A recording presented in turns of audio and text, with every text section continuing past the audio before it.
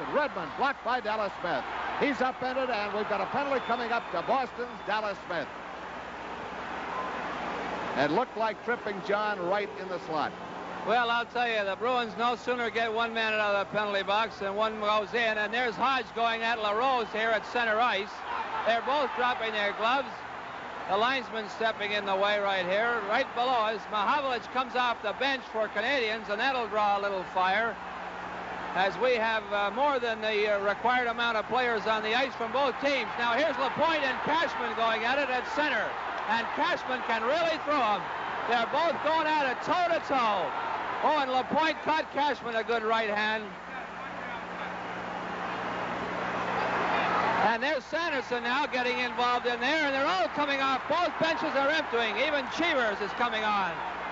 And we're going to have a Donnybrook right down below us here as both benches emptied.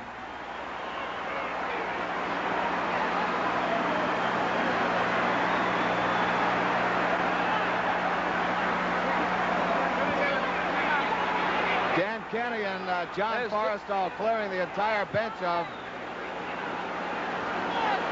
gloves and sticks. Ori and Lemire down below us. Well, trying to figure out who's paired off with who is rather difficult. Cashman, a bad gash on the right eye. And now another one breaks out. Right at center ice, it looks like from here, Ken Hodge. And Vachon piles on. Johnston joins in. Tremblay and Dallas Smith.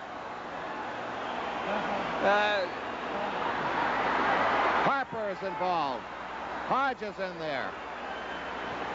Cashman's got a very bad gash over his right eye, but he wants to get involved in somebody here. A good left hand by Cashman. Bailey's taking on two men. LaRose and McKenzie right down below us.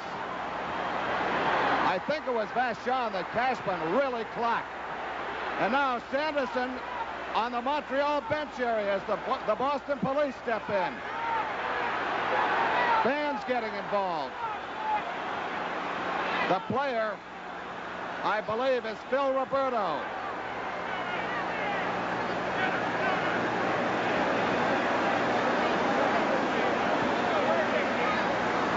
Sanderson being held by two Boston policemen. Right down below us at the Montreal bench area. There's Derek Sanderson right there. I think we ought to call in Don Dumpy, John. Well, I don't know, Don. I think that naturally very unnecessary, certainly well out of hand, and you could see the feelings were running very high through this whole first period. Lots of body checking. There was a lot of stick work going on, slashing people's feet, and very unnecessary. I don't know if you could say Ashley let the game get out of hand. There are those who say that this is the wildest fight that's ever erupted at Boston Garden. As you can see now, that's Phil Roberto, who strangely enough is the fellow that Derek Sanderson was fighting with on the ice and then in the Montreal bench area. The two of them, ironically enough, grew up together in Niagara Falls and have been good buddies for a long time. It does kind of swell over into the area of the fans. One fan caught a pretty good one that sent him down. Out of this whole thing came a total of 32 minutes of penalties. The two that were given to Dallas Smith for tripping, which started the whole thing off, and then there were 3 5-minute penalties on each side, 3 to Boston and 3 to Montreal. Let's go back now to Don Earl and John Pearson for more description of the Rumble. To the Canadiens, and he's trying to break it up, but he's getting some rough treatment down there, and they're finally getting the players back on the ice. But I don't know how Ashley's ever going to make head or tail of this thing, because I'm as confused as anybody about Hodge started it really down there and at center ice, but we've got a problem now.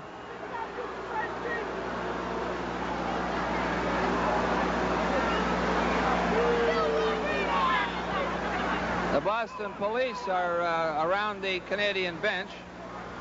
That's where the activity has centered over the last 5 or 6 minutes. And Roberto is pointing to somebody about something that happened while he was in the crowd fighting with Sanderson. Somebody from behind must have taken a swing at Roberto. But he and Sanderson, and Don, I don't understand how Sanderson got over onto the Canadian bench to start with. Well, this I can't figure out either, John, but when all of a sudden the ruckus started, there he was right on the bench. But it sure broke up the fights between the players in a hurry with that action going on behind the Canadiens bench with the Boston police involved in it. And now all the players are milling around. And it'll be some time now before this is straightened away. But if I were John Ashley, I think I'd suspend the 27 seconds left to play in this period and send the teams to their dressing rooms and start the 27 seconds at the start of the second period. I think that would probably be the smartest thing here. I think that we need a cooling off period, definitely. And right now is as good a time as any as far as I can see. It makes a lot of sense, John, because time does wonders in a situation like this, and I think both clubs could benefit from it. There's Cashman. You just saw him go over, and there's a right hand, left hand. He's got a tremendous left. The players were telling a funny story about Cashman with that left hand. They feel that he's going to throw the right, and he comes in with that sneak left. He's got a tremendous left hook, and he...